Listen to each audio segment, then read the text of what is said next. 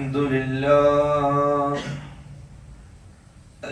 لله نحمده ونستعينه ونؤمن به ونتوكل عليه ونعوذ بالله من شرور أنفسنا ومن سيئات أعمالنا من يهده الله فلا مضل له ومن يضلل فلا هادي له وأشهد أن لا إله إلا الله وحده لا شريك له وأشهد أن محمدا عبده ورسوله أرسله بالهدى ودين الحق ليظهره على الدين كله ولو كره المشركون اللهم صل على محمد وعلى آل محمد كما صليت على إبراهيم وعلى آل إبراهيم اللهم بارك على محمد وعلى آل محمد كما باركت على إبراهيم وعلى آل إبراهيم إنك حميد مجيد أما بعد فإن أصدق الحديث كتاب الله وخير الهدي هدي محمد صلى الله عليه وسلم وشر الأمور محدثاتها وكل محدثة بدعة وكل بدعة ضلالة وكل ضلالة في النار أيها الناس اتقوا الله عباد الله أعوذ بالله من الشيطان الرجيم بسم الله الرحمن الرحيم يا أيها الناس اتقوا ربكم الذي خلقكم من نفس واحدة وخلق منها زوجها وبث منهما رجالا كثيرا ونساء واتقوا الله الذي تساءلون به والأرحام إن الله كان عليكم رقيبا رب اشرح لي صدري ويسر لي أمري واحلل عقدة من لساني يفقه قولي وما توفيقي إلا بالله عليه توكلت وإليه أنيب ബഹുമാനമുള്ള സത്യവിശ്വാസികളെ വിശ്വാസിനികളെ അഖില പ്രപഞ്ചത്തിന്റെയും അധിപനായ അള്ളാഹുവിന്റെ കൽപ്പനാ നിരോധനങ്ങൾ കഴിവിന്റെ പരമാവധി ജീവിതത്തിൽ പാലിക്കണമേ എന്നും അനുസരിക്കണമേ എന്നും എന്നോടും തുടർന്ന് നിങ്ങൾ ഓരോരുത്തരോടും ഓർമ്മപ്പെടുത്തുകയാണ്, ഉപദേശിക്കുകയാണ്, തഖ്വ കൊണ്ട് വസിയത്ത് ചെയ്യുകയാണ്. അല്ലാഹു സുബ്ഹാനഹു വ തആല അവന്റെ പൊരുത്തത്തിലായി ജീവിക്കാനും സന്തോഷത്തോടു കൂടി നാളെ അല്ലാഹുവിനെ കണ്ടുമുട്ടാനുമുള്ള ഭാഗ്യം നമുക്ക് ഓരോരുത്തർക്കും നൽകി അനുഗ്രഹിക്കുമാറാവട്ടെ.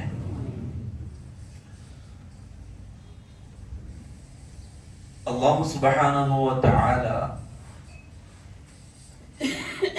ഈമാനിനെ ബലപ്പെടുത്താനും മുഅ്മിനിന്റെ ഈമാനിന് ശക്തി പകരാനും ആ ഈമാനിനെ നിലനിർത്താനുമാണ് അമലുകളെ അല്ലാഹു നിർബന്ധമാക്കിയത്. അമലുകൾ ഈമാനെ പറഞ്ഞപ്പോഴൊക്കെ അല്ലാഹു അമലുകളെയും പറഞ്ഞു. ഇന്നല്ലദീന ആമനു വഅമിലുസ് സ്വാലിഹാത്ത്, തീർച്ചയായും വിശ്വസിക്കുകയും കർമ്മങ്ങൾ ചെയ്യുകയും ചെയ്തവർ. ഈമാനെ പറഞ്ഞെടുത്തൊക്കെ അല്ലാഹു അമലു സ്വാലിഹാത്തിനെയും അല്ലാഹു ചേർത്തു പറഞ്ഞു. കാരണം ഈമാനുമായിട്ട് അമലുകൾക്ക് വലിയ ബന്ധമുണ്ട്. അമലുകളില്ലാത്ത ഈമാൻ അതിന്നല്ലെങ്കിൽ നാളെ ഡാമേജുകൾ സംഭവിക്കുകയും അങ്ങനെ പൂർണ്ണമായും ഇല്ലാതാവുകയും ചെയ്യുന്ന ഈമാനാണ് അമലുകളില്ലാത്ത ഈമാൻ.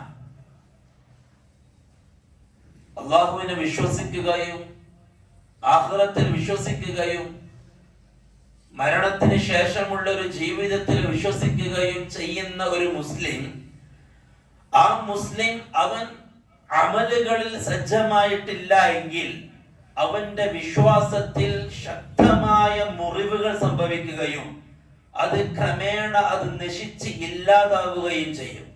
നാം ഇന്ന് കാണുന്ന പലരും ഇന്നലെ വരെ മുസ്ലിമായി നടന്നവരും അള്ളാഹുവിനെ കുറിച്ച് നല്ലത് പറഞ്ഞവരും പരലോക ജീവിതത്തെ കുറിച്ച് വിശ്വസിച്ചവരും അതിനെക്കുറിച്ച് സംസാരിച്ചവരും പതിയെ ആ വിശ്വാസത്തെ എടുത്തു കളഞ്ഞ് ആഖിറബോധമില്ലാതെ ആഖിറ ചിന്തയില്ലാതെ മെല്ലെ അങ്ങനെ ഒരു ജീവിതം ഉണ്ടോ എന്ന് ചോദിക്കുന്നിടത്തേക്ക് എത്തി നിൽക്കുന്നു പലരും. അങ്ങനെ ഒരു കാലഘട്ടത്തിൽ മുസ്ലിം ആവുകയും ഇസ്ലാം അനുസരിച്ച് ജീവിക്കുകയും ഈമാനികമായ പ്രകാശം കൊണ്ട് ജീവിക്കുകയും ചെയ്ത പലരും ഇന്ന് അള്ളാഹുവിന്റെ തൗഹീദിനെയും അള്ളാഹുവിനെ തന്നെ ചോദ്യം ചെയ്തുകൊണ്ടിരിക്കുകയാണ്. അങ്ങനെ ഒരു ദൈവമുണ്ടോ എന്ന്, അങ്ങനെ ഒരു പരലോക ജീവിതമുണ്ടോ എന്ന് ചോദ്യം ചെയ്യുന്നു ചിലർ. നാം മനസ്സിലാക്കണം, അള്ളാഹു സുബ്ഹാനഹു വ തആല ഈമാനിനെ ശക്തിപ്പെടുത്താനും അതിന് ദൗർബല്യം സംഭവിക്കാതിരിക്കാനും അള്ളാഹു അമലുകളെ ഷർത്താക്കി. അമലുകൾ ഒരു മുസ്ലിമിന്റെ അടുക്കൽ നിന്ന് കുറഞ്ഞുകൊണ്ടിരിക്കുമ്പോൾ അവന്റെ ഈമാനും കുറഞ്ഞുകൊണ്ടിരിക്കും. അവന്റെ അമലുകൾ കുറയുന്നതിനനുസരിച്ച് അല്ലാഹു സുബ്ഹാനഹു വ തആല ഷഹാദത്തിന് തൊട്ടുപിറകിലായി ലാ ഇലാഹ ഇല്ലല്ലാഹ് മുഹമ്മദുർ റസൂലുള്ളാഹ് എന്ന കലിമ ഉച്ചരിക്കുകയും അംഗീകരിക്കുകയും വിശ്വസിക്കുകയും പ്രഖ്യാപിക്കുകയും ചെയ്ത ഒരു മുസ്ലിമിന് തൊട്ടുപിറകിലായി അള്ളാഹു നിർബന്ധമാക്കിയ കർമ്മം അത് നമസ്കാരമാണ്. നമസ്കാരത്തിന് ഈമാനുമായിട്ട് മറ്റെല്ലാ അമലുകളെക്കാൾ ബന്ധമുണ്ട്. മറ്റെല്ലാ അമലുകളെക്കാളും നമസ്കാരത്തിന് ഈമാനുമായിട്ട് ബന്ധമുണ്ട്. റസൂലുള്ളാഹി സ്വല്ലല്ലാഹു അലൈഹി വസല്ലം തങ്ങൾ പറഞ്ഞു, ഒരു മുസ്ലിമിന്റെയും ഒരു കാഫിറിന്റെയും ഇടയിലുള്ള വ്യത്യാസം, ഇവൻ മുസ്ലിമാൻ ഇവൻ കാഫിറാൻ, ഇവർ തമ്മിലുള്ള വ്യത്യാസം തർക്കുസ്സലാ, നമസ്കാരത്തെ ഉപേക്ഷിക്കലാണ്. നമസ്കാരത്തെ ഉപേക്ഷിക്കുന്ന ഒരുത്തൻ കാഫിറാണെന്ന് ഭൂരിപക്ഷ പണ്ഡിതാഭിപ്രായമാണ്. ഹദീസിന്റെ അടിസ്ഥാനത്തിൽ നബി സല്ലല്ലാഹു അലൈഹി വസല്ലം തങ്ങൾ പറഞ്ഞു, ആരെങ്കിലും നമസ്കാരം ഉപേക്ഷിക്കുന്നുണ്ട് എങ്കിൽ ഫഖദ് കഫർ, അവൻ കുഫ്ർ ചെയ്തിരിക്കുന്നു, കാഫിറായിരിക്കുന്നു. പണ്ഡിതന്മാർ ഏകോപിച്ച് പറഞ്ഞു, നമസ്കരിക്കാത്തവൻ, നമസ്കാരം ഉപേക്ഷിക്കുന്നവൻ അവൻ കാഫിറാണ്. അവൻ പിന്നെ മുസ്ലിം അല്ല. എത്രത്തോളം പണ്ഡിതന്മാർ അത് വിശദീകരിച്ചു. നമസ്കാരമില്ലാത്ത ഒരു മുസ്ലിം സൊസൈറ്റിയിൽ നമസ്കരിക്കാതെ ജീവിക്കുന്ന മുസ്ലിം അഡ്രസ് ഉള്ള ഒരുത്തൻ മരിച്ചാൽ പണ്ഡിതന്മാർ പറഞ്ഞു, അവന്റെ പേരിൽ നമസ്കരിക്കൽ മുസ്ലിമീങ്ങൾക്ക് ബാധ്യതയില്ല. അവനെ കഫൻ ചെയ്യൽ മുസ്ലിമീങ്ങൾക്ക് ബാധ്യതയില്ല. അവനെ ഖബറടക്കൽ മുസ്ലിമീങ്ങൾക്ക് ബാധ്യതയില്ല. നമസ്കരിക്കാത്തവൻ കാഫിറാണ്. അവനെ മുസ്ലിം ഖബർസ്ഥാനിൽ ഖബറടക്കലും മുസ്ലിമിന് ബാധ്യതയില്ല. അവൻ കാഫിറാണ്. കാരണം ഷഹാദത്തിനെ പൊളിച്ചു കളയുന്ന, അവൻ വിശ്വസിച്ച, അല്ലെങ്കിൽ തുടക്കത്തിൽ അവൻ അംഗീകരിച്ച ഷഹാദത്തൈൻ ലാ ഇലാഹ ഇല്ലല്ലാഹ് മുഹമ്മദുർ റസൂലുള്ളാഹ് എന്ന അവന്റെ ഇസ്ലാമിലേക്ക് ഒരുത്തൻ കടന്നു വരുമ്പോൾ, അല്ലെങ്കിൽ ഒരുത്തൻ മുസ്ലിം ആവണമെങ്കിൽ അവൻ ആദ്യം ചൊല്ലേണ്ട, അംഗീകരിക്കേണ്ട ഷഹാദത്തിനെ പൊളിച്ചു കളയുന്ന ഒരു കാര്യമാണ് അവൻ നമസ്കാരത്തെ ഉപേക്ഷിക്കുന്നവനാവുക എന്നുള്ളത്. പരിശുദ്ധ ഖുർആനിൽ അല്ലാഹു സുബ്ഹാനഹു വ തആല വ്യക്തമാക്കി നമസ്കാരത്തിന്റെ ഗൗരവം. നമസ്കാരത്തിന്റെ ഗൗരവം പ്രിയപ്പെട്ടവരെ, നാം ഓരോരുത്തരും ആലോചിക്കണം. വളരെ ഗൗരവത്തിൽ, വളരെ ഗൗരവത്തിൽ. അല്ലാഹു സുബ്ഹാനഹു വ തആല കർമ്മങ്ങളിൽ ഏറ്റവും ശ്രേഷ്ഠമായതും ഒരു നിലക്കും വിട്ടുവീഴ്ചയില്ലാത്തതുമായി അല്ലാഹു കൽപ്പിച്ച കർമ്മമാണ് നമസ്കാരം. ഒരു വിട്ടുവീഴ്ചയും അല്ലാഹു ചെയ്തിട്ടില്ല നിസ്കാരത്തിന്റെ വിഷയത്തിൽ. രോഗിക്ക് നിസ്കാരമുണ്ട്, യാത്രക്കാരൻ നിസ്കാരമുണ്ട്, കിടക്കുന്ന രോഗിക്ക് നിസ്കാരമുണ്ട്, ചലിക്കാത്ത രോഗിക്ക് നിസ്കാരമുണ്ട്, അനങ്ങാത്ത രോഗിക്ക് നിസ്കാരമുണ്ട്. നമസ്കാരം മരിക്കുന്നത് വരെ ഒരുത്തനും നമസ്കാരത്തിൽ നിന്ന് ഒഴിവില്ല. ആർക്കും ഒഴിവില്ല. നിൽക്കാൻ കഴിയാത്തവൻ ഇരിക്കാം, ഇളവ് തന്നു, പക്ഷെ അവിടെ ഈ നമസ്കാരത്തെ ഒഴിവാക്കിയിട്ടില്ല. ഇരിക്കാൻ കഴിയാത്തവന് കിടക്കാം, ഇളവ് തന്നു, അവിടെ ഈ നമസ്കാരത്തെ ഒഴിവാക്കിയിട്ടില്ല. അനങ്ങാൻ കഴിയാത്തവൻ കൈകാലുകൾ ചലിക്കില്ല, കടന്നെടുത്താണ്, പൊങ്ങൂല കൈ, അവനും ഇളവുണ്ട്. അവൻ എങ്ങനെയാണോ കിടക്കുന്നത് അവിടെ വെച്ച് നമസ്കാരത്തിന്റെ സമയമായാൽ അവൻ മനസ്സുകൊണ്ട് നമസ്കരിക്കണം. അവിടെ ഈ നമസ്കാരത്തെ ഒഴിവാക്കാൻ വകുപ്പില്ല. അവിടെ ഈ നമസ്കാരത്തെ ഒഴിവാക്കാൻ വകുപ്പില്ല. ഈ രൂപത്തിൽ ജീവശവമായി കിടക്കുന്ന ഒരു മനുഷ്യൻ, അവന്റെ ബുദ്ധി നീങ്ങിയിട്ടില്ല. ബുദ്ധി നീങ്ങി അവന്റെ ഹുക്മ വേറെയാണ്.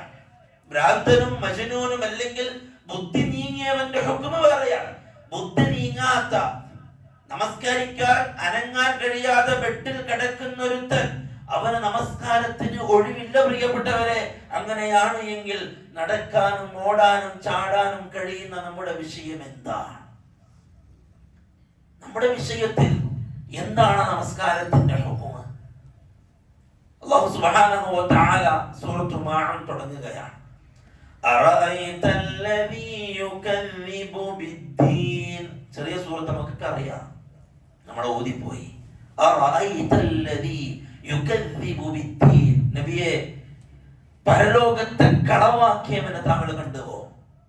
പരലോകത്തെ അവിശ്വസിച്ചവൻ, അല്ലാഹ് അങ്ങനെ പറഞ്ഞു. പരലോകത്തെ കളവാക്കിയവൻ, മതത്തെ വ്യാജമാക്കിയവൻ, നിഷേധിച്ചവൻ. എന്നിട്ട് അല്ലാഹു സുബ്ഹാനഹു വ തആല യതീമുകളെ കുറിച്ച് പറഞ്ഞു, വലാ യഹുദ്ദു അലാ തുആമിൽ മിസ്കീൻ. പാവപ്പെട്ടവന്റെ ഭക്ഷണ കാര്യത്തിൽ പ്രോത്സാഹനം നൽകാത്തവൻ, ഗൗരവമാണ്. ശ്രദ്ധിക്കാത്തവൻ, ചുറ്റുപാടുകളിലും പാവപ്പെട്ടവർ, ഒരു നേരത്തെ ഭക്ഷണത്തിന് വേണ്ടി പ്രയാസപ്പെടുന്നവർ, അവരെ ഗൗനിക്കാത്തവൻ. ശേഷം അല്ലാഹു സുബ്ഹാനഹു വ തആല പറഞ്ഞു, ഫവൈലുൽ ലിൽ മുസല്ലീൻ. ഫവൈലുൽ ലിൽ മുസല്ലീൻ. നമസ്കാരക്കാർക്കാണ് നാശം. പണ്ഡിതന്മാർ വിശദീകരിച്ചു. ഹദീസിൽ റസൂലുള്ളാഹി സ്വല്ലല്ലാഹു അലൈഹി വസല്ലം തങ്ങൾ വിശദീകരിച്ചു എന്താണ് ഫവൈലുൽ ലിൽ മുസല്ലീൻ. നമസ്കാരക്കാർക്കാണ് നാശം. നമസ്കാരക്കാർ ആരാണ്? ഈ നമസ്കാരക്കാർ നമസ്കരിക്കുന്നവരാണവർ. ഈ നമസ്കാരത്തെ കുറിച്ച് പറഞ്ഞത്, ഈ നമസ്കരിക്കുന്നവരെ കുറിച്ച് പറഞ്ഞത് അവർക്ക് നാശം. വൈലുൻ, അവർക്ക് നാശം. മുഫസ്സിരീങ്ങൾ വിശദീകരിച്ചു, വൈല് എന്നത് നരകത്തിലെ ഒരു താഴ്വരയാണ് എന്നും മുഫസ്സിരീങ്ങൾ വിശദീകരിച്ചു. നരകത്തിലൊരു വാതി, നമസ്കരിക്കാത്തവർക്ക് വേണ്ടി പ്രത്യേകം ഒരുക്കപ്പെട്ട ഒരു വാദിയാണ്, ഒരു താഴ്വരയാണ് വൈല് എന്ന് മുഫസ്സിരീങ്ങൾ വിശദീകരിച്ചു. സഅദ് ഇബ്നു അബീ വഖാസ് റളിയല്ലാഹു അൻഹു പറയുകയാണ്, നബി സല്ലല്ലാഹു അലൈഹി വസല്ലം തങ്ങൾ പറഞ്ഞു, ഫവൈലുൽ ലിൽ മുസല്ലീൻ. നമസ്കാരക്കാർക്കാണ് നാശം. ആരാണ് നമസ്കാരക്കാർ? അദ്ദേഹം പറയുകയാണ്, അല്ലദീന യുഅഖിറൂന സ്വലാത അൻ വഖ്തിഹാ. നമസ്കാരത്തെ അതിന്റെ സമയത്തിൽ നിന്നും തെറ്റിക്കുന്നവർ. നിസ്കരിക്കാത്തവരെ നമുക്ക് പറയാം, നിസ്കരിക്കുന്നവരെ കുറിച്ച് പറയാണ്, അവന് നരകത്തിൽ വൈലെന്ന താഴ്വരയുണ്ട്. നരകത്തിലാണവൻ, നാശത്തിലാണവൻ. എന്താണ് അവർ ചെയ്യുന്നത്? നിസ്കരിക്കുന്നുണ്ട്. നിസ്കാരം വാജിബാണെന്ന് അംഗീകരിക്കുന്നവൻ നിസ്കരിക്കുന്നുണ്ട്. പക്ഷേ റസൂലുള്ളാഹി സ്വല്ലല്ലാഹു അലൈഹി വസല്ലം പറയുന്നു, യുഅഖിറൂന സ്വലാത അൻ വഖ്തിഹാ, അവൻ നമസ്കാരത്തെ സമയത്തിൽ നിന്നും തെറ്റിക്കും. തോന്നിയതുപോലെ ലോർമാക്ക് കൊടുത്തു, സമയമായി നിസ്കരിക്കാം, അസ്ർ വരെ സമയമുണ്ടല്ലോ, അതിന്റെ അടുക്ക പോയാ പോരെ, പറ്റൂല. ഒരു സഹാബി വന്നിട്ട് റസൂലുള്ളാഹി സ്വല്ലല്ലാഹു അലൈഹി വസല്ലം തങ്ങളോട് ചോദിച്ചു, നബിയെ, ഏറ്റവും നല്ല അമൽ ഏതാണ്? ഏറ്റവും നല്ല, ഇസ്ലാമിൽ ഏറ്റവും നല്ല അമൽ ഏതാണ്? റസൂലുള്ളാഹി സ്വല്ലല്ലാഹു അലൈഹി വസല്ലം തങ്ങൾ പറഞ്ഞു, ആദ്യമായിട്ട് അസ്സലാത്തു ലിവഖ്തിഹാ, നിസ്കാരത്തെ അതിന്റെ സമയത്ത് നിർവഹിക്കുന്നവനാണ്. കറക്റ്റ്. സൂറത്തുൽ നിസായിൽ അല്ലാഹു സുബ്ഹാനഹു വ തആല പറഞ്ഞു, ഇന്നസ്സലാത കാനത് അലൽ മുഅ്മിനീന കിതാബൻ മൗഖൂത, സമയം നിർണയിക്കപ്പെട്ട ഒരു അമലാണ് നിസ്കാരം. ളുഹർ ബാങ്ക് കൊടുത്തു, ജോലിയിലാണ്, നല്ല കസ്റ്റമർ ഉണ്ട്, അസ്ർ വരെ സമയമുണ്ടല്ലോ, കച്ചവടം നടക്കട്ടെ. അവരെ കുറിച്ചാണ് പറഞ്ഞത്, ഫവൈലുൽ ലിൽ മുസല്ലീൻ, നമസ്കാരത്തിന്റെ സമയത്തിൽ നിന്നും തെറ്റിക്കുന്നവരാണ് അവർ. അവർക്ക് തോന്നിയതുപോലെ, അവർക്ക് ഇഷ്ടമുള്ളതുപോലെ എപ്പോഴും നിസ്കരിച്ചാ പോരെ, എപ്പോഴായാലും നിസ്കരിച്ചാ പോരെ, നിസ്കാരം നടന്നാ പോരെ, എന്നിട്ട് അതിൽ സംതൃപ്തി കണ്ടെത്തുന്നവർ. ഏതായാലും ഞാൻ നിസ്കരിച്ചല്ലോ, നിസ്കരിക്കാത്തവർ പറയില്ലേ, നിസ്കരിക്കാത്തവർ പറയില്ല, ഞാൻ ഏതായാലും നിസ്കരിച്ചല്ലോ. നിസ്കരിച്ച നിന്നെ കുറിച്ചാണ് അല്ലാഹു പറഞ്ഞത്, ഫവൈലുൽ ലിൽ മുസല്ലീൻ, നിനക്ക് നാശമാണ്, നീ നമസ്കാരത്തിന്റെ സമയത്തിൽ നിന്ന് തെറ്റിച്ചു, നിനക്ക് തോന്നിയതുപോലെയാക്കി നമസ്കാരത്തിന്റെ സമയം. എന്നിട്ട് ഇബ്നു അബ്ബാസ് സഅദ് ഇബ്നു അബീ വഖാസ് റളിയല്ലാഹു പറയാണ്, റസൂലുള്ളാഹി സ്വല്ലല്ലാഹു അലൈഹി വസല്ലം പറഞ്ഞു, നമസ്കാരത്തെ അതിൽ നിന്നും തെറ്റിക്കുന്നു തഹാമുനൻ, കെയർലെസ് ആയിട്ട്, ഒരു നിസ്സാരവൽക്കരണം, അത്ര ഒരു ഇമ്പോർട്ടന്റ് കൊടുക്കാതിരിക്കുക. ഇമ്പോർട്ടന്റ് കൊടുക്കുക, ബാങ്ക് കൊടുത്തു, നിസ്കരിക്കണം, നിസ്കരിക്കാതെ ഒന്നും നടക്കൂല എന്ന ഒരു രീതി നമുക്ക് വേണം. ബാങ്ക് കൊടുത്തു കഴിഞ്ഞാൽ ഇനി എനിക്ക് വേറെ പരിപാടി ഇല്ല, ഇനി എനിക്ക് വേറെ ഒന്നും ചെയ്യാനില്ല, ഇനി എനിക്കുള്ള നിസ്കാരമാണ്. ളുഹർ ബാങ്ക് കൊടുത്തു, അസ്ർ ബാങ്ക് കൊടുത്തു, ഞാൻ എവിടെയായാലും ഇനി എന്റെ അടുത്ത ചിന്ത, എന്റെ തലയിൽ എന്നെ ടെൻഷൻ അടിപ്പിക്കുന്ന ഒരു വിഷയം അതെന്റെ നിസ്കാരമാണ്. യാത്രയിലാണ്, ഡ്രൈവ് ചെയ്തുകൊണ്ടിരിക്കുകയാണ്, സമയം നോക്കി, ബാങ്കിന്റെ സമയമായി, ളുഹറിന്റെ ബാങ്കിന്റെ സമയമായി. അടുത്ത ടെൻഷൻ അതാണ് ഒരു മുസ്ലിമിന്, ഒരു മുഅ്മിന്റെ ടെൻഷൻ അതാണ്. ഇനി എന്റെ ളുഹർ എവിടുന്ന്, അടുത്ത പള്ളി എവിടെയാ, അടുത്ത സൗകര്യമുള്ള സ്ഥലം എവിടെയാ? പ്രിയപ്പെട്ടവരെ, ഈ ഒരു ടെൻഷൻ ഇല്ലാത്ത മുസ്ലിമിനെ കുറിച്ചാണ് പറഞ്ഞത്, ഫവൈലുൽ ലിൽ മുസല്ലീൻ, അവന് നാശം എന്ന് ഖുർആൻ. ആവാലോ, എപ്പോ ആവാലോ, അതെപ്പോഴും ആവാലോ, നിസ്കരിക്കാലോ, ടൈം ഉണ്ടല്ലോ. അതൊരു ഗൗരവമുള്ള വിഷയമാവാതിരിക്കുക, അതൊരു വലിയ പ്രശ്നമുള്ള വിഷയമാവാതിരിക്കുക. ഭൗതികമായ പല കാര്യത്തിനും വളരെ കണിശമായി സമയം നോക്കി കാര്യങ്ങൾ ചെയ്യുന്ന നാം, ടിക്കറ്റ് എടുത്ത ഫ്ലൈറ്റിന് അവർ നിശ്ചയിച്ച കറക്റ്റ് ടൈമിന്റെ മുമ്പിൽ എയർപോർട്ടിൽ ഹാജരായി നാം, എപ്പോഴാണോ ചെക്ക് ഇൻ ചെയ്യേണ്ടത് നാം അവിടെ എത്തി, എപ്പോഴാണോ ഫ്ലൈറ്റ് തുടങ്ങുക അവിടെ നമ്മൾ എത്തി. ഓരോ ഭൗതികമായ കാര്യത്തിനും നമുക്ക് ഭൗതികമായതൊന്നും നഷ്ടപ്പെടാതിരിക്കാൻ ഓരോ സമയവും പാലിച്ച നാം നമസ്കാരത്തിന്റെ വിഷയത്തിൽ എന്റെ പ്രിയപ്പെട്ടവരെ നാം അശ്രദ്ധരായി പോയി. അവരെ കുറിച്ചാണ് അല്ലാഹു പറഞ്ഞത്, ഫവൈലുൽ ലിൽ മുസല്ലീൻ. നിസ്കരിക്കാത്തവന്റെ വിഷയം നമുക്ക് പറയാം, നിസ്കരിക്കുന്നവന്റെ വിഷയം തഹാവുനം ബിഹാ, ഓർക്കതിനെ കുറിച്ച് വലിയ ശ്രദ്ധയൊന്നുമില്ല. കച്ചവടം ഏതായാലും നടക്കട്ടെ, എന്റെ ഉറക്കം ഏതായാലും നടക്കട്ടെ, വൈകിട്ടാണ് ഉറങ്ങിയത്, ഇശാക്ക് ശേഷം സംസാരിച്ചിരുന്നു, കഥ പറഞ്ഞിരുന്നു, ഫോണിൽ കളിച്ചുകൊണ്ടിരുന്നു, രാത്രി 12 മണി വരെ, എന്നിട്ടാണ് ഉറങ്ങിയത്. സുബഹിക്ക് ബാങ്ക് കേട്ടു, അലാറം അടിഞ്ഞു, ഉറക്കിന് പ്രാധാന്യം കൊടുത്താലോ, അത് നിസ്കരിക്കാലോ, അത് ഖളാവാണ്ട് നോക്കിയാ പോരെ, അത് 6 മണിക്കോ 6:30 അല്ലേ ഖളാവിന്, അതിന്റെ മുമ്പ് നിസ്കരിച്ചാ പോരെ. അവനെ കുറിച്ച് അല്ലാഹു പറഞ്ഞു, ഫവൈലുൻ, അവന് നരകമുണ്ട്. ആലോചിക്കണം നാം പ്രിയപ്പെട്ടവരെ, ഓരോരുത്തരും നാം എവിടെ, ഇബ്നു അബ്ബാസ് റളിയല്ലാഹു അൻഹു ഈ ഹദീസിനെ ഈ ആയത്തിനെ വിശദീകരിച്ച് പറയാണ്. ഇബ്നു അബ്ബാസ് റളിയല്ലാഹു അൻഹു പറയുന്നു, ഹുമുൽ മുനാഫിഖൂൻ, അവർ മുനാഫിഖീങ്ങളാ. എന്നിട്ട് പറയാണ്, യത്റുകൂന സ്വലാത സിർറ, സിർറിയായ നിസ്കാരം, സുബ്ഹ് ഇശാ പോലെയുള്ള നിസ്കാരങ്ങൾ അവർ ഉപേക്ഷിക്കുന്നു. സുബ്ഹി പള്ളിയിൽ ആരുമില്ല, ഈ കിടക്കുന്ന പള്ളി നിറയെ നിസ്കാരത്തിന് ജുമുഅക്ക് വരുന്ന ആളുകൾ, ജുമുഅക്ക് പള്ളി നിറയെ ആളുകൾ, അവരൊക്കെ ഫജ്ർ നമസ്കാരത്തിന് എവിടെ പോകുന്നു? ആർക്കും ഒരു ഐഡിയ ഇല്ല. ഇതുവരെ ഉത്തരം കിട്ടാത്തൊരു ചോദ്യമാണ്, ഫജ്റിന് ഇവരൊക്കെ എവിടെ പോകുന്നു? ളുഹറിന് പോട്ടെ, കച്ചവടക്കാരാണ്, അവിടെ ഇവിടേക്ക് ആയിരിക്കും. അസ്റിന് പോട്ടെ, ഏതെങ്കിലും യാത്രക്കായിരിക്കും, യാത്രയിൽ എവിടെയോ നിസ്കരിച്ചിട്ടുണ്ടാവും തീർച്ചയായും ഇൻഷാ അല്ലാഹ്. പക്ഷേ രാത്രിയിൽ വീടണയുന്ന ഇവർ ഫജ്ർ നമസ്കാരത്തിന് സഫിൽ കാണാത്തതിന്റെ അതിന്റെ പിറകിലുള്ള കാര്യം എന്താ? ഗൗരവത്തിലെടുക്കണമെന്ന, വളരെ ഗൗരവത്തിലെടുക്കണമെന്ന. പള്ളി കമ്മിറ്റിക്ക് അതിന് ഉത്തരവാദിത്തമുണ്ട്. നമ്മുടെ മഹല്ലിൽ ഇത്ര ആളുകളുണ്ട് നമ്മുടെ റെക്കോർഡിൽ. ഫജ്റിന് അവരെ പള്ളിയിൽ കാണുന്നില്ല. അതിന്റെ കാരണം എന്താ? വളരെ വളരെ സീരിയസ് ആയിട്ട് കാര്യമെടുക്കണം. നാട്ടിൽ വേസ്റ്റ് ഇടുന്ന വിഷയത്തിലും റോഡ് വിഷയത്തിലും മറ്റെന്ത് വിഷയത്തിലും ആളുകൾ മീറ്റിംഗ് കൂടുകയാണ്. ഇതിനൊരു പരിഹാരം വേണം, അല്ലെ? റോഡരികിൽ വേസ്റ്റ് ഇടുന്നു, ആളുകൾക്ക് ബുദ്ധിമുട്ടാകുന്നു, വീട്ടുകാർക്ക് ബുദ്ധിമുട്ടാകുന്നു, യാത്രക്കാർക്ക് ബുദ്ധിമുട്ടാകുന്നു.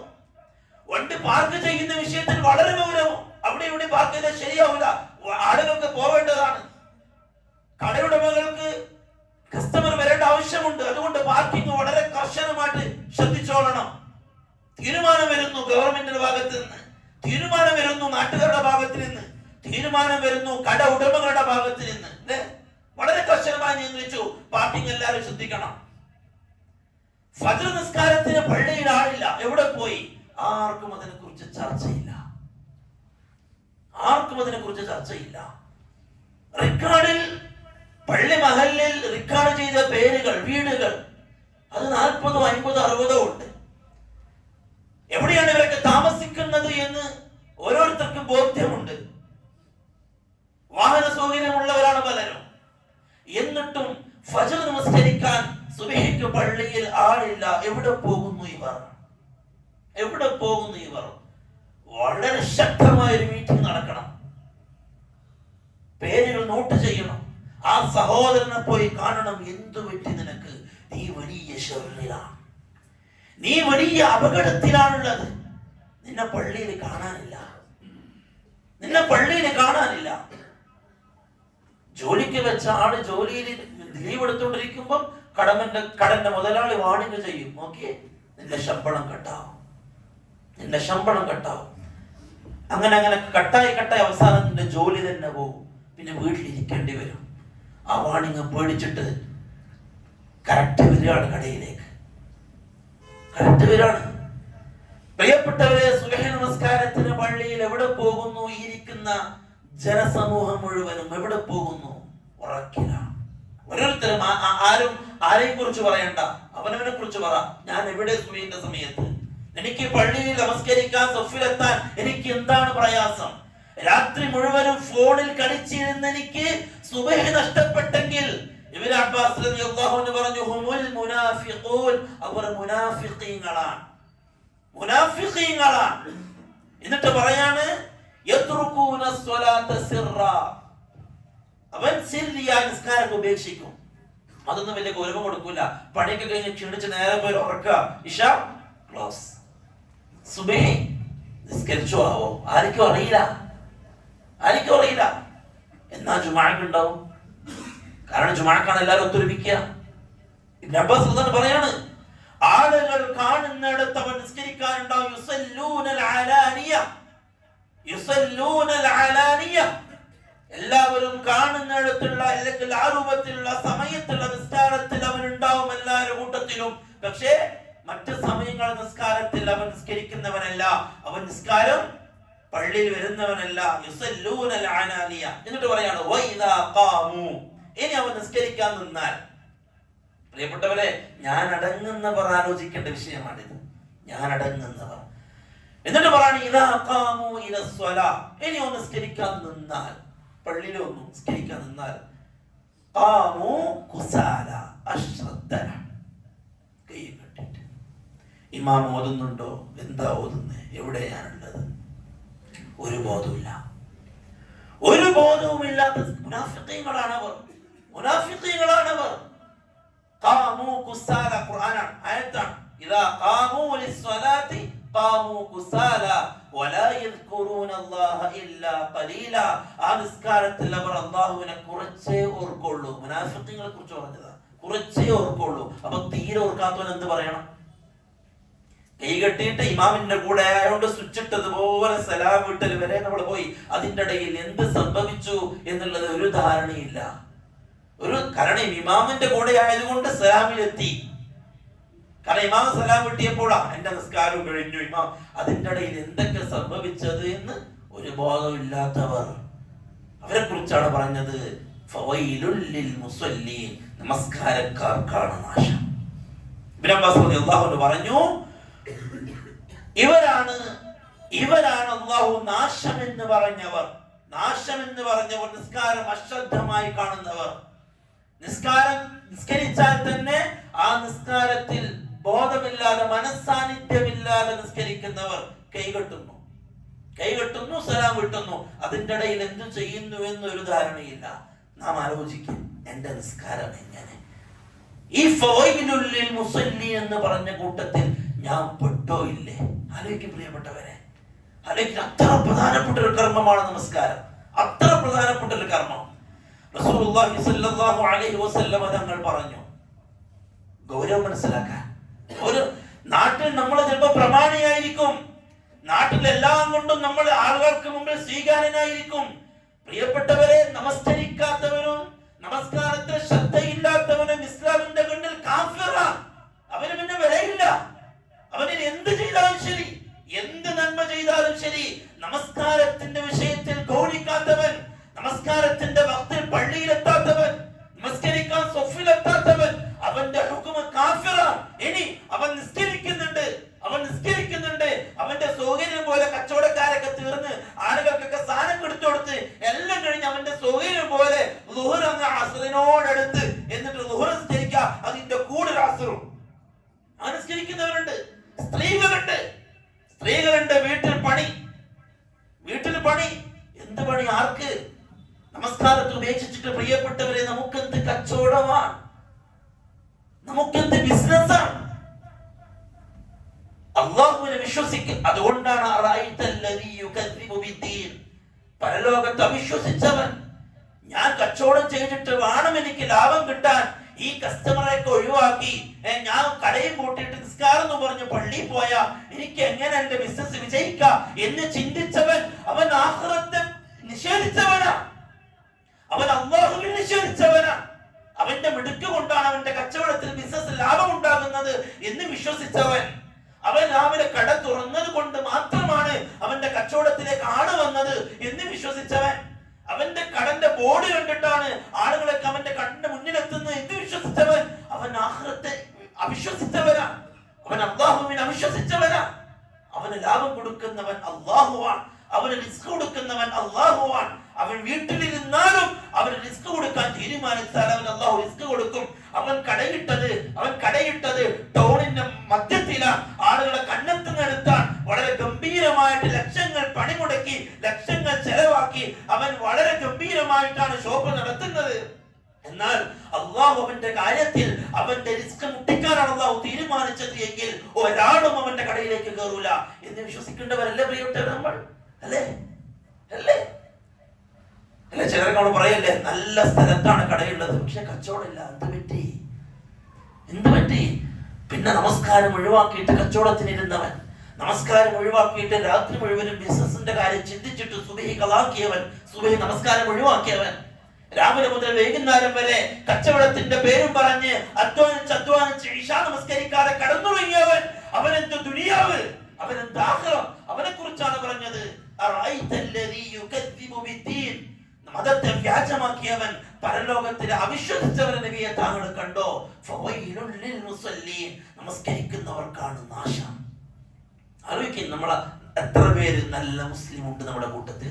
5 വക്ത് ഉറപ്പിക്കുന്ന ഓരോരുത്തരും ഞാനടങ്ങുന്നവർ 5 വക്ത് ഞാൻ പള്ളിയിൽ പോയിട്ട് നമസ്കരിക്കുന്നവനാണ് എന്ന് ഉറപ്പിക്കാൻ പറ്റുന്ന എത്ര പേരുണ്ട്? സ്വന്തത്തോട് ചോദിക്കാൻ. റസൂലുള്ളാഹി സ്വല്ലല്ലാഹു അലൈഹി വസല്ലം തങ്ങൾ പറഞ്ഞു, നാളെ ഖിയാമത്ത് നാളിൽ എല്ലാം കഴിഞ്ഞ് മരണം കഴിഞ്ഞ് നാളെ ഖിയാമത്ത് നാളിൽ അല്ലാഹു ഉയർത്തെഴുന്നേൽപ്പിച്ചു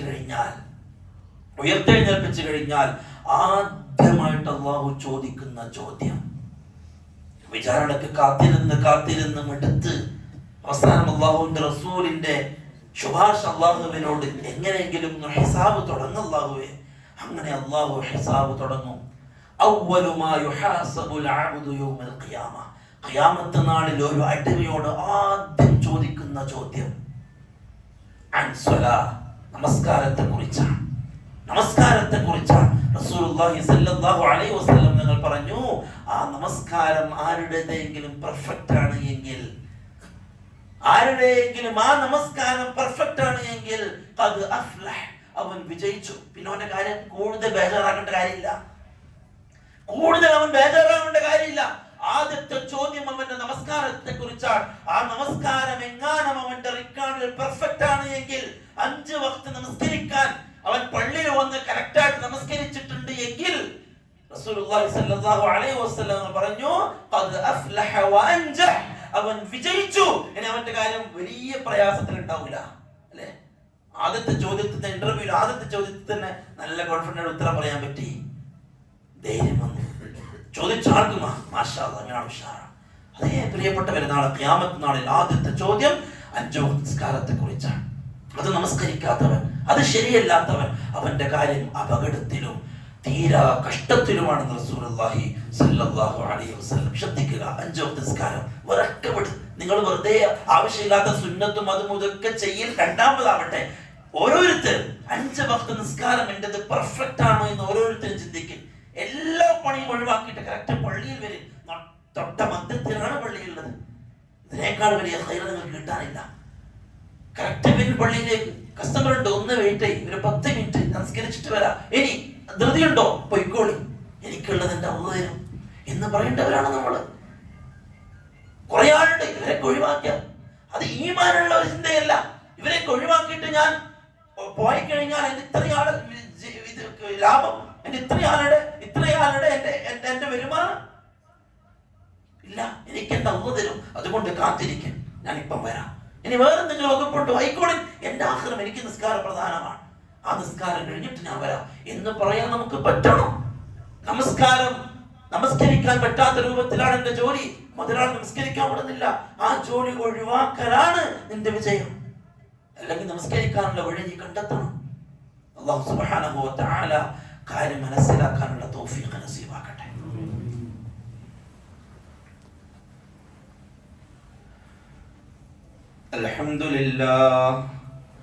അൽഹംദുലില്ലാഹി വസ്സലാത്തു വസ്സലാമു അലാ അഷ്റഫിൽ മുർസലീൻ വഅലാ ആലിഹി വഅസ്ഹാബിഹി അജ്മഈൻ. അമ്മാ ബഅദ്. ഫഅഊദു ബില്ലാഹി മിനശ് ശൈത്വാനിർ റജീം. ബിസ്മില്ലാഹിർ റഹ്മാനിർ റഹീം. യാ അയ്യുഹല്ലദീന ആമനൂ ഇത്തഖുല്ലാഹ ഹഖ്ക തുഖാതിഹി വലാ തമൂതുന്ന ഇല്ലാ വഅൻതും മുസ്ലിമൂൻ. ബഹുമാനമുള്ള സത്യവിശ്വാസികളെ, വിശ്വാസിനികളെ, രണ്ടാമതും അല്ലാഹുവിന്റെ വിധിവിലക്കുകൾ അനുസരിച്ച് ജീവിക്കണമേ എന്ന് എന്നോടും നിങ്ങൾ ഓരോരുത്തരോടും ഓർമ്മപ്പെടുത്തുകയാണ്, ഉപദേശിക്കുകയാണ്. ഉമർ റളിയല്ലാഹു തആല അൻഹു പറഞ്ഞു, ലാ ഹല്ല ഫിൽ ഇസ്ലാമി ലിമൻ തറക സ്വലാ. നമസ്കാരം ഉപേക്ഷിക്കുന്നവൻ ഇസ്ലാമിൽ ഒരു ഓഹരിയുമില്ല, ഒരു ഹദ്ദുമില്ല. നമസ്കാരം ഇസ്ലാമിൽ നിന്ന് പുറത്താണ്. നിസ്കരിക്കാത്തവൻ കുടുംബത്തിലുണ്ടോ വീട്ടിലുണ്ടോ, അതിനേക്കാൾ വലിയ ശർറ് പ്രിയപ്പെട്ടവരെ ആ വീട്ടുകാർക്ക് വരാനില്ല. നിസ്കരിക്കാത്തവൻ അതുകൊണ്ടാണ് കാരുണ്യക്കടലായ റസൂലുള്ളാഹി സ്വല്ലല്ലാഹു അലൈഹി വസല്ലം തങ്ങൾ പറഞ്ഞത്, ഒരു ഉറുമ്പിനെ പോലും നോവിക്കാത്ത, ശത്രുവിനെ പോലും നോവിക്കുന്നതിൽ വിഷമിച്ച റസൂലുള്ളാഹി സ്വല്ലല്ലാഹു അലൈഹി വസല്ലം തങ്ങൾ പറഞ്ഞു, 7 വയസ്സായാൽ നിങ്ങൾ മക്കളെ നിസ്കരിക്കാൻ ഉപദേശിച്ചു തുടങ്ങണേ. 7 വയസ്സ്. നിങ്ങൾ 7 വയസ്സായ മക്കളോട് നിസ്കരിക്കാൻ കൽപ്പിക്കണം. മക്കളെ നിസ്കരിക്കാൻ കൂട്ടണം. ആൺകുട്ടികളെ നിസ്കരിക്കാൻ പള്ളിയിലേക്ക് കൂട്ടിക്കൊണ്ടുവരണം. ബാപ്പ നിസ്കാരം ശീലിപ്പിക്കണം, അതിനെക്കുറിച്ച് പറഞ്ഞു കൊടുക്കണം. പെൺകുട്ടികളെ ഉമ്മമാരെ നിസ്കരിക്കുന്ന സമയത്ത് എടുത്ത് വിളിക്കണം. 7-ാം വയസ്സിൽ ഉമ്മാന്റെ കൂടെ നിസ്കരിപ്പിക്കണം. നിസ്കാരത്തിന്റെ ഗൗരവം പറഞ്ഞു കൊടുക്കണം. എന്നിട്ട് റസൂലുള്ളാഹി സ്വല്ലല്ലാഹു അലൈഹി വസല്ലം തങ്ങൾ പറഞ്ഞു, വദ്രിബൂഹും, നിങ്ങൾ അവരെ അടിക്കണം. ആരാ പറയുന്നത്? റസൂലുള്ളാഹി സ്വല്ലല്ലാഹു അലൈഹി വസല്ലം തങ്ങൾ പറഞ്ഞു, നിങ്ങൾ അവരെ അടിക്കണം. വഹും അബ്നാഉ 10, അവർക്ക് 10 വയസ്സായിട്ടും അവർ നമസ്കരിക്കുന്നില്ല എന്ന് കണ്ടാൽ ആ മക്കളെ നിങ്ങൾ അടിക്കണം, എന്നിട്ട് അവരെ നമസ്കരിപ്പിക്കണം എന്ന് റസൂലുള്ളാഹി സ്വല്ലല്ലാഹു അലൈഹി വസല്ലം. ഇവിടെ കിടക്കുന്നു ഗൗരവം.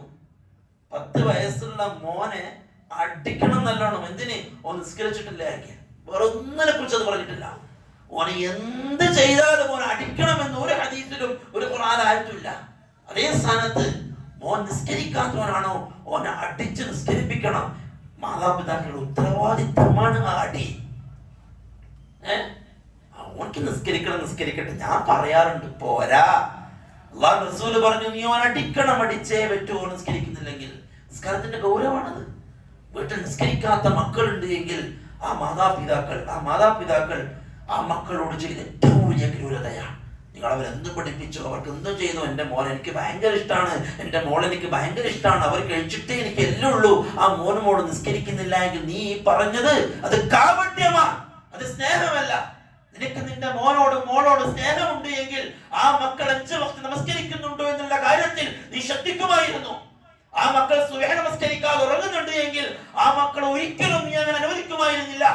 ആ മക്കൾ സ്കൂളിൽ പോകുന്നുണ്ട്, ളുഹറും അസ്റിന്റെയും വിഷയത്തിൽ നീ അവരെ ചോദ്യം ചെയ്യുകയും അത് നമസ്കരിക്കുന്നുണ്ടോ ഉറപ്പുവരുത്തുന്നില്ല എങ്കിൽ തീർച്ച നീ നിന്റെ മക്കളെ നരകത്തിലേക്ക് അയക്കുകയാണ്, നീ നിന്റെ മക്കളെ അദാബിലേക്ക് അയക്കുകയാണ്. നിനക്ക് ആ മക്കളോട് സ്നേഹമില്ല എന്ന് വേണം പറയാൻ. ഭൗതികമായ കാര്യങ്ങൾ നൽകി അവരെ സുഖിപ്പിക്കലല്ല പ്രിയപ്പെട്ടവരെ സ്നേഹം. അല്ലാഹു പറഞ്ഞു, യാ അയ്യുഹല്ലദീന ആമനൂ ഖൂ അൻഫുസകും വഅഹ്ലീകും നാറാ, നിങ്ങൾ നിങ്ങളുടെ നഫ്സിനെയും നിങ്ങളുടെ കുടുംബത്തെയും നിങ്ങൾ നരകത്തിൽ നിന്ന് കാക്കണേ. ഞാൻ റെഡിയാണ്, ഞാൻ പള്ളിയിൽ വരുന്നുണ്ട്. എന്താ മോന്റെ കഥ? ഓൻ അവിടെ ഇവിടെയൊക്കെയാണ്, ഞാൻ പറയാറുണ്ട്. അതവസ്ഥ. എന്താ മോളെ കഥ? ബാപ്പ ഉഷാറാണ്, ബാപ്പ പള്ളി വരുന്നുണ്ട് 5 വക്ത്, ബാപ്പ നിസ്കാരം ഒക്കെയാണ്, എല്ലാം ഒക്കെയാണ്, ബാപ്പ എല്ലാ കാര്യത്തിലും ഉണ്ട്. മോന്റെ വിഷയം എന്താ? 5 വക്ത് നിസ്കരിക്കാത്ത മോനാണോ എന്ന് ബാപ്പക്ക് അറിയില്ല. ഓ നിസ്കരിക്കാറോ പള്ളി കാണാറില്ല. എന്നാ മോനെ കുട്ടി പള്ളി വരുമില്ല. പുതിയ തലമുറയുടെ ചിത്രമാണ് പ്രിയപ്പെട്ടവരെ. മോട്ടിവേഷൻ ക്ലാസ്സും കേട്ട് അവന്റെ വഴിക്ക് വിടുക, അവന് സ്വന്തമായി ചിന്തിക്കട്ടെ. അവനോട് കാര്യം പറഞ്ഞല്ലോ, മനസ്സിലാക്കാനുള്ള പാകതയും വന്നു, ഇനി അവന്റേതാവട്ടെ എന്ന് ചിന്തിച്ച മാതാപിതാക്കൾ ഇന്ന് നമസ്കാരമില്ലാതെ തെണ്ടുകയാണ് മക്കൾ, ദീനില്ലാതെ തെണ്ടുകയാണ് വരും തലമുറ. അവർക്ക് ദീനിനെ കുറിച്ച് അറിയില്ല, നിസ്കരിക്കാൻ വന്നാൽ തന്നെ ചൊല്ലാൻ അറിയില്ല, നേരവണ്ണം ഫാത്തിഹ ഓതാൻ അറിയില്ല. എത്ര ബാപ്പമാർക്ക് ഉറപ്പുണ്ട് എന്റെ മോൻ നല്ല വൃത്തിയായിട്ട് ഫാത്തിഹ ഓതുമെന്ന് ഉറപ്പുള്ള ബാപ്പമാർ എത്രയുണ്ട്? എപ്പോഴെങ്കിലും മക്കൾ എടുത്തു വിളിച്ചിട്ട് ഒന്ന് ഫാത്തിഹ ഓദിക്കായിരുന്നില്ലേ? നിസ്കാരത്തിൽ ചൊല്ലേണ്ട അത്തഹിയ്യാത്ത് ചൊല്ലിക്കായിരുന്നില്ലേ? എത്ര ബാപ്പമാർക്ക് ഉറപ്പുണ്ട് എന്റെ മക്കൾക്ക് ഈ പറഞ്ഞതെല്ലാം കറക്റ്റാണ് എന്ന് വിളിച്ചോദിപ്പിച്ചാൽ? പ്രിയപ്പെട്ടവരെ, വളരെ ഗൗരവത്തിലെടുക്കുക. മക്കളുടെ വിഷയത്തിലും ഭാര്യമാരുടെ വിഷയത്തിലും പെൺമക്കളുടെ വിഷയത്തിലും ആചാരമാകുന്ന, അവർക്ക് വേണ്ടി അധ്വാനിച്ച് സർവസ്വവും അവർക്ക് വേണ്ടി ഉണ്ടാക്കി കൊടുക്കുന്ന ബാപ്പമാർ എപ്പോഴെങ്കിലും ഒന്ന് വിളിക്കും, മോനെ നീ ഒന്ന് ഫാത്തിഹ ഓതി കേൾക്കട്ടെ. ഫാത്തിഹ ഇല്ലാതെ നിസ്കാരം ഇല്ലാതെ കൊണ്ട് ഈമാനില്ലാത്തവൻ കാഫിറാണ്, അവൻ കാലാകാലം നരകത്തിലാണെന്ന് സർട്ടിഫിക്കറ്റ് കൊടുക്കാണ് ബാപ്പ മോനിക്ക്, അല്ലേ? ഭയങ്കര സെറ്റപ്പാണ്, ജീവിതം അടിപൊളിയാണ്. നിസ്കാരമില്ല, മക്കൾക്ക് ഒന്നുമില്ല. എവിടെയാ പഠിക്കുന്നത്? അങ്ങ് വലിയ പഠനമാണ്. അത് കഴിഞ്ഞാൽ എന്താ ജോലി? ഇന്ന ജോലി, എത്ര ശമ്പളം, ഇത്രയൊക്കെ ശമ്പളം, റാഹത്തായി. മോനിക്ക് അത്തഹിയ്യാത്ത് ഓതാൻ അറിയോ എന്നുള്ളത് ബാപ്പാക്ക് അറിയില്ല. മോനിക്ക് അത്തഹിയ്യാത്ത് കഴിഞ്ഞിട്ട് സ്വലാത്ത് ചൊല്ലാൻ അറിയുമെന്ന് ബാപ്പാക്ക് അറിയില്ല. നിസ്കരിക്കാൻ കൈ കെട്ടുന്നുണ്ട്, അതിന്റെ ഉള്ളിൽ എന്തൊക്കെയാ ചെയ്യേണ്ടതെന്ന് എനിക്കറിയില്ല. അതാണ് പ്രിയപ്പെട്ടവരുടെ മക്കളുടെ അവസ്ഥ. വളരെ ഗൗരവത്തിൽ എടുത്തേ പറ്റൂ. അതാണ് അല്ലാഹു റസൂൽ പറഞ്ഞത്, 10 വയസ്സായ നിങ്ങൾ അവരെ അടിക്കണം. അടക്കയായ മടിയിലിരുത്ത, കവുങ്ങായ പറ്റൂല എന്ന് പറഞ്ഞതുകൊണ്ടാ, അല്ലെ? നല്ല കാലത്ത് മക്കള് കയ്യിലുണ്ടായിരുന്നു ബാപ്പാന്റെ ഉമ്മാന്റെ. ആ സമയത്ത് താലോലിച്ച് വേണ്ടത് കൊടുത്തു. ഇന്ന് ബാപ്പ നല്ല ദീനിലാണ്, മോൻ തോന്നിവാസത്തിനും. ബാപ്പ പറയാ ഞാൻ എന്ത് ചെയ്യാനാ, ഞാൻ പറഞ്ഞു നോക്കുന്നുണ്ട്. ഇപ്പൊ മോൻക്ക് 20 വയസ്സ്. അല്ലാഹു കാക്കട്ടെ. വളരെ ഗൗരവത്തിൽ പ്രിയപ്പെട്ടവർ, ആദ്യം നമ്മൾ നമസ്കാരക്കാരാവുക. വീട്ടിൽ നിന്ന് രാവിലെ എഴുന്നേറ്റ് പള്ളിയിൽ പോകുന്ന ബാപ്പാനെ മോൻ കാണട്ടെ. ഫജ്റിന് ഒന്നാമത്തെ സഫിൽ നിന്ന് ദുആ ചെയ്യുന്ന ബാപ്പാനെ മോൻ കാണട്ടെ. തഹജ്ജുദിന് എണീച്ച് ദുആ ചെയ്യുന്ന ഉമ്മാനെ മോൾ കാണട്ടെ. 5 വക്ത് പള്ളിയിൽ കറക്റ്റ് വീട്ടിൽ ബാങ്ക് കൊടുത്തു കഴിഞ്ഞാൽ വീട്ടിലെ ചർച്ച ആ വക്തിൽ നമസ്കാരമാകുമ്പോ ചെറിയ മക്കൾക്ക് നമസ്കാരത്തിന്റെ ബോധ്യം ഉണ്ടാകും. യാത്രക്ക് ടൂറിനൊരുങ്ങി എല്ലാവരും ടൂർ പ്ലാൻ ചെയ്തു, അടിപൊളി ടൂർ, എല്ലാവരും ടൂറിന് ഇറങ്ങുകയാണ്. രാവിലെ വീട്ടിൽ നിന്ന് ഇറങ്ങി ളുഹറിന്റെ സമയമായി, ഉമ്മ ചർച്ചയിട്ടു, ഇതാ ളുഹറിന്റെ സമയമായി, നിസ്കരിക്കണ്ടേ? അപ്പം ബാപ്പ അതേ നിസ്കരിക്കണം. മക്കൾ കേൾക്കുക, ബാപ്പാന്റെ ഉമ്മാന്റെ ചർച്ച, നിസ്കാരം. ളുഹർ എവിടെ നിസ്കരിക്കും? ളുഹർ എവിടെ നിസ്കരിക്കും? എവിടെയാണ് നമുക്ക് സൗകര്യമുള്ളത്? സമയത്രയായി, കറക്റ്റ് ഇത്ര സമയത്ത് നമ്മൾ എത്തണം, അല്ലെങ്കിൽ പ്രശ്നമാണ്. വളരെ ഗൗരവപ്പെട്ട ചർച്ച കാറിന്റെ ഉള്ളിൽ മക്കള് കേൾക്കുകയാണ്. അതേ മക്കള് അടുത്ത കാറിൽ അവർ സ്വന്തം യാത്ര ചെയ്യുമ്പോൾ ളുഹറിന്റെ സമയമാകുമ്പോൾ ബാപ്പാന്റെ ഉമ്മാന്റെ ചർച്ച മക്കളെ മുമ്പിൽ വരും. നിസ്കാരത്തിന് സമയം നിസ്കരിക്കണം. നിങ്ങളെന്താ കരുതിയേ? ബാപ്പാനെ കണ്ട് പഠിക്കാൻ മക്കള്. സുബഹിക്ക് പള്ളിയിൽ വരാത്ത ബാപ്പാന്റെ മക്കള് പിന്നെ എവിടുന്ന പള്ളിയിൽ വരിക? 8 മണി വരെ കിടന്നുറങ്ങുന്ന ഉമ്മാന്റെ മക്കള് എവിടെയാ നിസ്കരിക്കുക? അതുകൊണ്ട് പ്രിയപ്പെട്ടവരെ, വളരെ ഗൗരവത്തിൽ, കേവലം ഒരു ഖുതുബ, കേവലം ഒരു പ്രസംഗമായിട്ട് എടുക്കല്ലേ. കണിശമായിട്ട് കമ്മിറ്റിക്കാർ തീരുമാനം എടുക്കണം, അജണ്ട ഉണ്ടാക്കണം, ഒരു പ്രോഗ്രാം തയ്യാറാക്കണം. നമ്മുടെ മഹലിൽ എത്ര പേർ, എവിടെയൊക്കെ വീട്, എത്ര പേർക്ക് സൗകര്യമായിട്ട് പള്ളിയിലെത്താം, എന്താണ് തടസ്സം നീക്കാൻ പള്ളി വഴി അതിന്റെ പരിഹാരം കാണണം. എന്താണ് സംവിധാനം? എല്ലാവരും സുബഹിക്ക് വരണം, എല്ലാവരും സുബഹിക്ക് എത്തണം. സുബഹിക്ക് അന്ന് രാത്രി വീട്ടിലുള്ളവർ എല്ലാവരും സുബഹിക്ക് നിർബന്ധമായിട്ട് എത്തണം. അതെന്താണ് ഇക്കാലത്ത് എന്താ സംവിധാനം ഇല്ലാത്ത? നിർബന്ധമായിട്ടും ഒരു ഹിഡൻ അജണ്ടയായിട്ട് കാണുക, എന്നിട്ട് വളരെ വ്യക്തമായ ഒരു പ്രോഗ്രാം തയ്യാറാക്കുക, എല്ലാവരെയും പള്ളിയിൽ എത്തിക്കാനുള്ള ഒരു പ്രോഗ്രാം ഉണ്ടാക്കുക.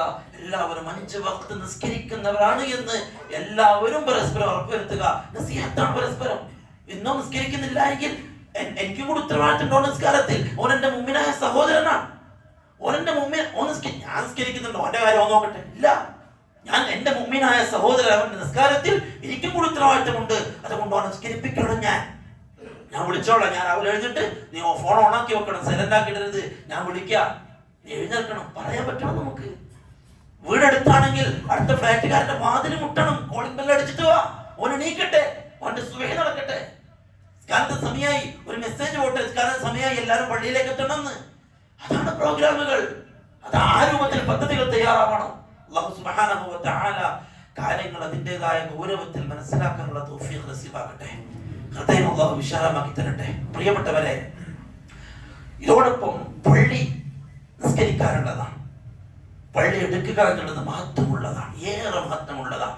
ഈ പറഞ്ഞ നിസ്കാരത്തിന്റെ മഹത്വവും ശ്രേഷ്ഠതയും ഗൗരവവും ഇത്രയാണ് എങ്കിൽ ആ നിസ്കരിക്കാൻ വഴിയൊരുക്കുന്ന ഒരു പള്ളി നിർമ്മിക്കുക എന്നതിന്റെ ശ്രേഷ്ഠത നമ്മൾ പറയേണ്ടതില്ല. ആ പള്ളിയിലേക്ക് നിസ്കാരക്കാരായിട്ട് ആളുകൾ വരിക, എന്നിട്ട് അവർ നിസ്കരിക്കുക. ഈ പറഞ്ഞ വളരെ ഗൗരവപ്പെട്ട നിസ്കാരം വളരെ ഭംഗിയായിട്ട് അവർ നിസ്കരിക്കുക. അതിനുവേണ്ടി പള്ളി എടുക്കാൻ ഞാനും ഒരു ഭാഗവക്കാവുക, ആ പള്ളിക്ക് വേണ്ടി സഹായിക്കാൻ എനിക്കും പറ്റുക എന്നുള്ളത് ഏറെ ശ്രേഷ്ഠമാണ്. ഒറ്റ ഹദീസിൽ റസൂലുള്ളാഹി സ്വല്ലല്ലാഹു അലൈഹി വസല്ലം ഞങ്ങളത് പറഞ്ഞു വെച്ചു, മൻ ബനാ ലില്ലാഹി ബൈത, ആരെങ്കിലും അല്ലാഹുവിന് വേണ്ടി ഒരു പള്ളി ഉണ്ടാക്കിയാൽ ബനല്ലാഹു ലഹു ബൈതൻ ഫിൽ ജന്ന, നാളെ സ്വർഗ്ഗത്തിൽ അവന് വേണ്ടി അല്ലാഹു ഒരു വീട് ഉണ്ടാക്കുന്നതാണ് എന്ന് ഹദീസ്. പണ്ഡിതന്മാർ വിശദീകരിച്ചു, ഒരു പള്ളി ഉണ്ടാക്കാൻ ആരൊക്കെ അതിൽ എന്തെങ്കിലും കൊണ്ട് പങ്കായിട്ടുണ്ടോ അവർക്കെല്ലാം ആ പള്ളി ഒരു ജാരിയായ സദഖയാണ്.